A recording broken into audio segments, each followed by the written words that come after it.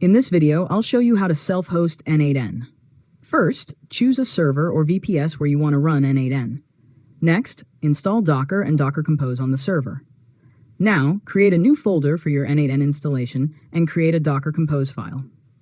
After that, configure the N8N container, set a secure encryption key, and connect to persistent volume so your workflows and credentials are saved. Next, start the container with Docker Compose and wait for N8N to finish starting. Now, open your server address in a browser and complete the initial N8N setup. After that, connect your domain name to the server if you want to access N8N through a custom domain. You should also enable HTTPS and use a strong password to protect your N8N instance. Next, test the installation by creating a simple workflow and running it.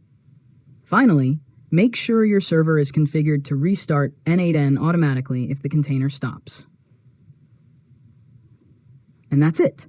You've successfully learned how to self-host N8N. If you found this tutorial helpful, make sure to subscribe to Learn Mode Lab for more tutorials.